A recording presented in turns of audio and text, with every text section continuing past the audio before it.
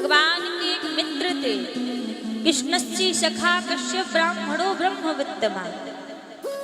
भगवान कृष्ण के एक मित्र थे जिनका नाम था सुदामा। यहाँ सुदामा जी ने नहीं कहा कि मैं भगवान का मित्र हूं, यहाँ भगवान ने कहा है कि मेरा मित्र सुदामा था। और भैया मित्रता हो तो सुदामा और कृष्ण के जैसी। सुदामा जी के जीवन में गरीबी थी, इनकी पत्नी का नाम सुशीला, 4 छोटे छोटे बच्चे। घर की स्थिति कैसी कि 4-4 दिन सुदामा जी के घर में चूल्हा नहीं जलता था, गरीबी थी सुदामा जी के घर में। लेकिन देखो, गरीबी 2 प्रकार की होती है, एक कर्म की गरीबी होती है और दूसरी त्याग की गरीबी होती है। सुदामा जी के जीवन में जो गरीबी थी वो कर्म की गरीबी नहीं थी, सुदामा जी के जीवन में जो गरीबी है वो त्याग की गरीबी थी। सुदामा जी ने त्याग किया है, त्याग की गरीबी थी। भगवान की मित्रता सुदामा जी से अवंतिकापुरी में हुई थी। एक बार का समय था, श्री दुर्वासा जी महाराज आश्रम में भिक्षा मांगने के लिए आए। और जब दुर्वासा जी भिक्षा मांगने के लिए आए तो गुरु माता से कहा कुछ भिक्षा हो तो प्रदान कीजिए। और थोड़ी देर के लिए सभी लोग बिल्कुल शांति बनाए रखेंगे, थोड़ी देर सभी, कोई बात नहीं करेगा, चुपचाप बैठेंगे सभी, बिल्कुल केवल श्रवण करना है, बोलना नहीं किसी को। जब दुर्वासा जी आश्रम में गए भिक्षा मांगने के लिए तो गुरु माता ने कहा महाराज क्षमा करिएगा, आश्रम में कुछ भी नहीं है, बल्कि आश्रम में थोड़े चने रखे हुए थे, फिर भी झूठ बोल दिया कि कुछ नहीं है आश्रम में। दुर्वासा जी थोड़े दूर पर गए, विचार करने लगे कि इतना बड़ा आश्रम है और ऐसा नहीं हो सकता कि इतने बड़े आश्रम में कुछ दान ना हो, कुछ अन्न ना रखा हो। जब ध्यान लगा के देखा तो महाराज आश्रम में कुछ चने रखे हैं। दुर्वासा जी को क्रोध आ गया कि इतने बड़े संत की पत्नी होने के बाद भी मुझसे झूठ बोल दिया कि कुछ भी नहीं है। और जब क्रोध आया तो क्रोध में आकर श्राप दे दिया कि जो भी इन चनों को खाएगा वो 7 जन्म के लिए गरीब हो जाएगा, दरिद्र हो जाएगा। श्राप दे दिया। जब श्राप दे रहे थे ना तो वहीं पीछे ही सुदामा जी महाराज खेल रहे थे, खड़े हुए थे वहीं। तो सुदामा जी ने सारी बात सुन ली। जब कृष्ण और सुदामा लकड़ी बीनने के लिए जाने लगे तो गुरु माता ने वही चने दिए, कहा बेटा रास्ते में भूख लगे तो इन चनों को खा लेना। सुदामा जी ने छीन के वो चने अपने पास में रख लिए। और जब जंगल में पहुंचे तो आज सुदामा जी का मन लकड़ी बीनने में नहीं है, आज सुदामा जी का मन उन चनों के ऊपर है कि कहीं इन चनों को मेरा कन्हैया न मांग ले। जैसे ही थोड़ी दूर पहुंचे, थोड़ी दूरी पर पहुंचते ही मौका देखा सुदामा जी ने कि कोई देख तो नहीं रहा, सारे चने सुदामा जी अकेले ही खा गए। भगवान ने देखा तो नेत्र सजल हो गए प्रभु के। भगवान ने कहा सुदामा तुमने आज मुझे गरीबी से बचाने के लिए सारे चने तुमने अकेले ने खा लिए। मैं तुम्हें वरदान देता हूँ कि तुम 7 जन्म लेकर आओगे और 7 जन्म ही मैं तुम्हें दर्शन दूंगा। भगवान ने वरदान दे दिया। तो सुदामा जी के जीवन में जो गरीबी है वो कर्म की गरीबी नहीं है, सुदामा जी के जीवन में त्याग की गरीबी है। अब कई लोग कहते हैं सुदामा दरिद्र थे, भागवत जी में वर्णन नहीं है कि सुदामा दरिद्र थे। सुदामा जी के लिए कहीं दरिद्र शब्द नहीं लिखा है। हाँ गरीब थे सुदामा पर दरिद्र नहीं थे, क्योंकि दरिद्र तो वो होता है जिसके पास कितना भी धन हो, कितनी भी संपत्ति हो, पर उसको मन में संतुष्टि ना हो, उसको लगे कि अभी तो और आता रहे और आता रहे, वो दरिद्र कहलाता है। और जिसके पास थोड़ा है थोड़े में ही वो संतुष्ट है तो उसके घर में दरिद्रता नहीं आ सकती। दरिद्र तो वही है जिसके पास कमी नहीं है फिर भी उसको लगता रहे कि अभी तो और आए, अभी तो और आए, वो दरिद्र कहलाता है। पर सुदामा जी के जीवन में संतुष्टि थी। 4-4 दिन चूल्हा नहीं जलता लेकिन कभी भगवान से शिकायत नहीं करते। 4 घरों में भिक्षा मांगने के लिए जाते थे सुदामा। 4 घरों में यदि कुछ मिल जाए तो ले आते और 4 घर में यदि कुछ ना मिले तो 5वें घर नहीं जाते थे। एक दिन क्या हुआ, भिक्षा मांगने गए तो एक घर में कुछ तंदुल भिक्षा में सुदामा जी को मिले। दुबला पतला शरीर, उन तंदुलों को लेके सुदामा जी आ रहे थे, पैर फिसल गया, गिर गए। जब गिर गए तो सारे तंदुल मिट्टी में मिल गए। उस मिट्टी की ही पोटली बना ली सुदामा जी। अपने घर आए, सुशीला से बोले देवी इसमें कुछ दान रखा है, उसमें से 2 हिस्से कर लो, एक हमारे लिए और दूसरा हिस्सा भगवान को भोग लगा दो। अब उस पोटली को देखा सुशीला ने तो लगा कि शायद कुछ ज्यादा दान मिला है आज, लेकिन जब पोटली को देखा, खोल के देखा तो मिट्टी भरी हुई थी। 2, 4, 10 ही तंदुल के दाने थे। सुशीला बोली स्वामी आप ये दूसरा हिस्सा भी अपने भगवान को ही भोग लगा दो। जैसे कहा कि दूसरा हिस्सा भी भगवान को ही भोग लगा दो, दोनों पति पत्नी ने जो दान मिला था भगवान के सामने रख दिया। उसी समय द्वारिकापुरी में भगवान भोजन करने के लिए बैठे थे। अब जैसे भगवान भोजन करने के लिए बैठे थे, एक निवाला तोड़ा प्रभु ने, मुख में नहीं दिया, वो निवाला वही छोड़ दिया। कहा रुक्मणी मेरा तो पेट भर गया। रुक्मणी जी बोली अभी तो आपने कुछ पाया भी नहीं है, कैसे आपका पेट भर गया।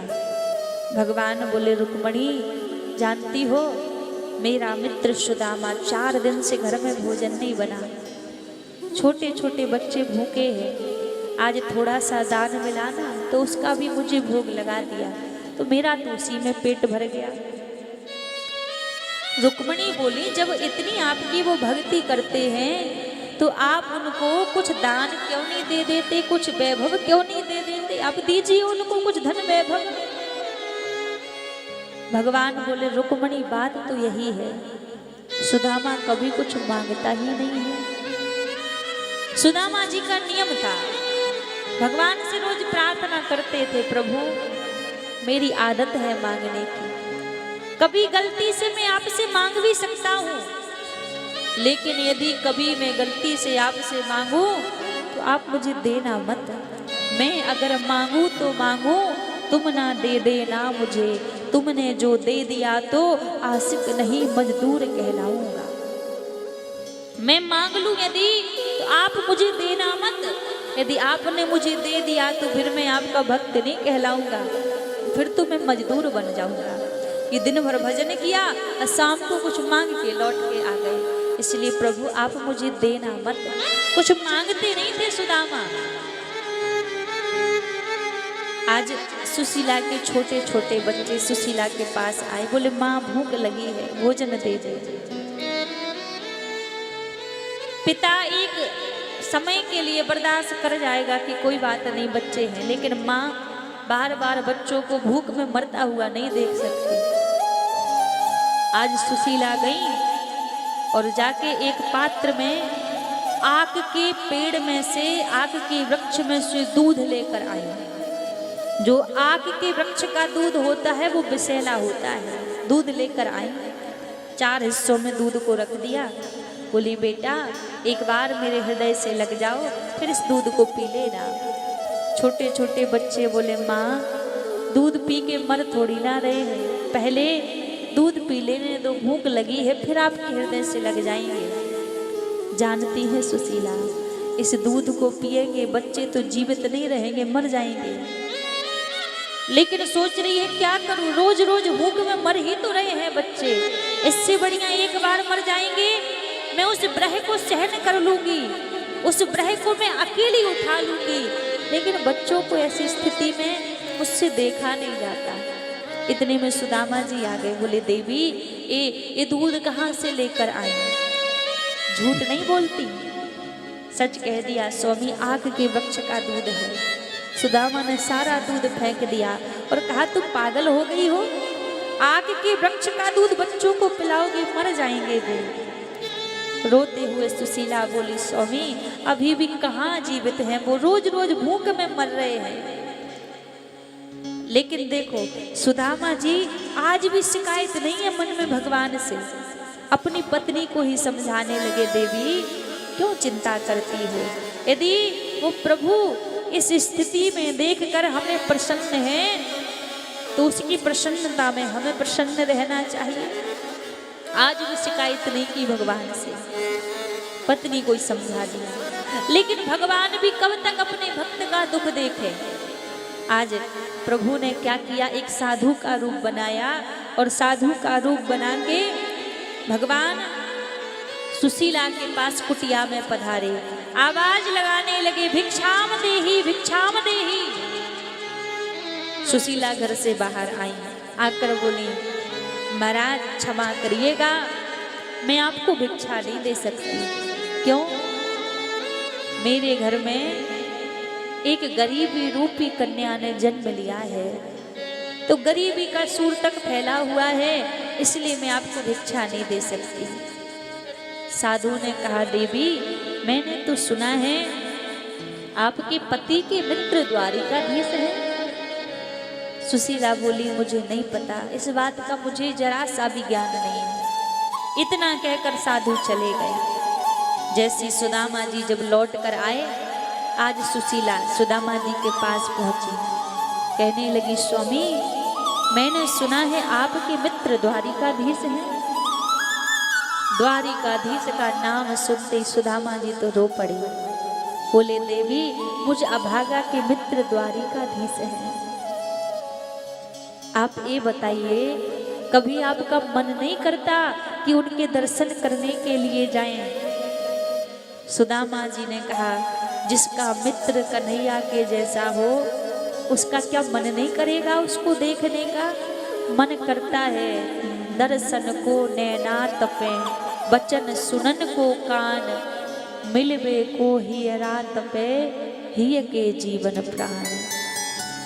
ये नैन तरसते हैं उसको देखने के लिए, कान तरसते हैं उसकी वाणी सुनने के लिए, हृदय तरसता है उसको गले लगाने के लिए।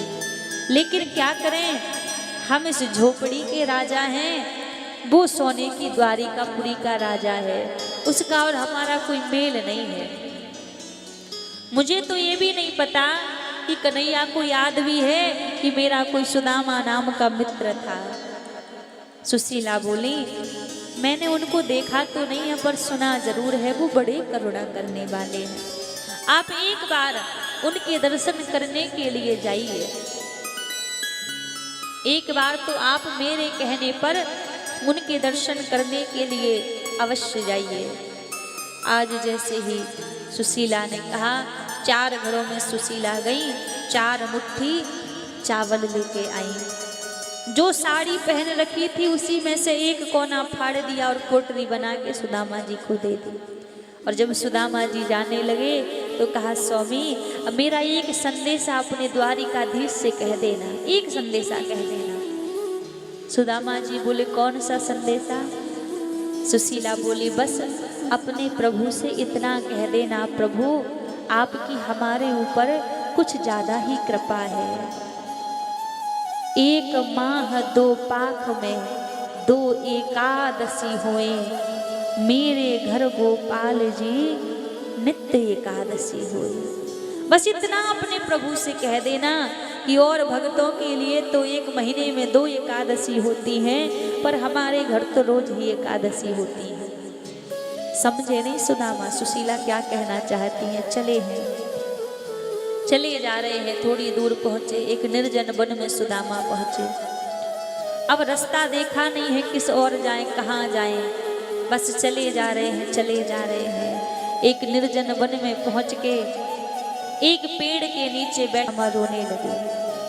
क्यों? क्योंकि अब रास्ता ही पता नहीं है किस ओर जाएं। बैठकर भगवान से प्रार्थना कर रहे हैं, प्रभु यदि मैं आप तक नहीं आ सकता तो आप मुझ तक आ जाइए। ना भूख लगती है ना प्यास लगती है, ये जिंदगी अब उदास लगती है। कैसे आऊं मैं द्वारिका तेरी, एक आस थी अब निराश लगती है। रोते रोते नींद लग गई। भगवान ने अपनी माया को आदेश किया और माया के द्वारा सुदामा जी को द्वारिकापुरी के बगीचों में बुला लिया। सुदामा जी के जब नेत्र खुले तो देखा बड़े बड़े कंचन महल खड़े हुए हैं। लोगों से पूछा, भैया ये कौन सी नगरी है? लोग कहने लगे, ये द्वारिकापुरी है, मेरे कृष्ण की द्वारिका है, मेरे कन्हैया की द्वारिका है। अब कृष्ण कन्हैया नाम से तो कोई नहीं बुलाता भगवान को, क्योंकि यहाँ के तो राजा हैं, राजाधिराज महाराज श्री द्वारिकाधीश भगवान श्री कृष्ण, इतना बड़ा नाम चलता है। अब जैसे तैसे पता करके भगवान के मुख्य द्वार पर सुदामा जी पहुंच गए। द्वारपालों से बोले, भैया मुझे द्वारिकाधीश से मिलना है, क्या आज्ञा है? द्वारपाल बोले, अभी आप यहीं रुकिए, अभी भगवान के विश्राम का समय है, हम जाके आज्ञा लेकर आते हैं, आप यहीं ठहरिए। द्वारपाल गए भगवान के पास और भगवान के पास जाकर प्रभु से कहने लगे, प्रभु एक विप्र देवता आए हैं, वो आपके दर्शन करना चाहते हैं, क्या आज्ञा है? भगवान ने कहा, विप्र देवताओं को मेरे दर्शन करने के लिए आज्ञा लेने की जरूरत कब से पड़ने लगी? उनके लिए तो मेरे द्वार हमेशा खुले रहते हैं। द्वारपाल बोले, प्रभु उनका रूप अलग है, शीस पगाना झगा तन पे अरुजान कोए ही बसे के ही ग्रामा, धोती फटी सी लटी दुपटी पाह उपासन की नहीं सामा, द्वार खड़ो द्रज दुर्बल एक रहो, पूछत दीन दयाल को धाम, बतावत आपनो नाम सुदामा। और जैसे भगवान ने सुना मेरा सुदामा आया है, सुदामा जी का नाम सुनते ही सिंहासन पर प्रभु बैठे थे और सिंहासन से भगवान दौड़ पड़े। सुदामा जी का जैसे ही नाम सुना, कहीं मुकुट गिरा, कहीं पीतांबरी गिरी, चरणों में पादुकाएं भी नहीं पहनी, दौड़ पड़े, प्रभु मेरा सुदामा आया है, मेरा मित्र आया है, मेरा सुदामा आया है। जैसे मुख्य द्वार पर भगवान पहुंचे, सुदामा जी को अंकों में भर लिया, हृदय से लगा लिया सुदामा जी को, और सुदामा जी को भगवान अपने महलों में अंदर लेकर आए। अपनी सिंहासन पर सुदामा जी को बिठा दिया। रुक्मणी से कहा, जल लेकर आओ, विप्र देवता के चरणों को धोना है। रुक्मणी जल लेकर नहीं आ पाई। सुदामा की स्थिति देखकर भगवान इतना रोए, देखी सुदामा की दीन दशा, करुणा करके करुणांधि रोए, पानी परात को पात छुओ नहीं, नैनन के जल सो पग धोए। अश्रुओं से सुदामा जी के चरणों को धो दिया। आपस में वार्तालाप हुई, विवाह की बात चली, सभी रानियों से भेंट करवाई भगवान ने। फिर ठाकुर जी बोले, सुदामा ये बता, भाभी ने मेरे लिए भेंट कहाँ भेजी है? अब जैसी भेंट की बात आई तो अब तो महाराज ठाकुर जी के सामने सुदामा जो चावल लेके आए थे वो छुपाने लगे। इनके इतने बड़े वैभव हैं, इनको कहाँ मैं 4 मुट्ठी तंदुल दिखाऊं, छुपाने लगे पोटली। अब जैसी पोटली छुपाने लगे, भगवान ने पोटली छीन ली, और जैसी पोटली छीनी, खोला तो उसमें तंदुल थे। प्रभु भाव विभोर हो गए। उन तंदुलों को प्रभु ने लिया, 1 मुट्ठी भोग लगाया, और सुदामा को पृथ्वी लोक का राज्य प्रभु ने दे दिया। दूसरी मुट्ठी तंदुल लिए, दूसरी मुट्ठी का प्रभु ने भोग लगाया, यहाँ पर स्वर्ग लोक का राज सुदामा जी को दे दिया। और तीसरी मुट्ठी भोग लगाने वाले थे, जिसमें वैकुंठ दान में देने वाले थे सुदामा जी को। रुक्मणी जी आई, आकर हाथ पकड़ लिया, रोक लिया इशारे से, कहने लगी, प्रभु इतने दयाल मत बनो, याद करो वो भी विप्र देवता ही थे, जिन्होंने तुम्हारी छाती में लात मारी थी, भृंगु ऋषि। अब भगवान बोले रुक्मणी तुम भी मत भूलो, वो भी एक विप्र देवता ही थे जो तुम्हारे विवाह की पत्रिका लेकर मेरे पास आए थे।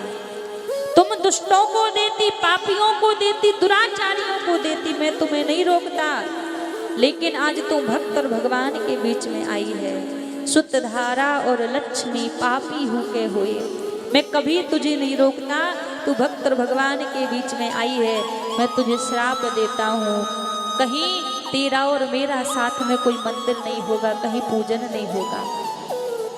आज हम देखते हैं एक मंदिर है रुक्मणी कृष्ण का पंढरीनाथ में, उसके अलावा रुक्मणी कृष्ण का कहीं मंदिर नहीं है। राधा कृष्ण, सीताराम, लक्ष्मी नारायण का मंदिर मिलेगा, रुक्मणी कृष्ण का मंदिर नहीं है। भगवान ने श्राप दे दिया।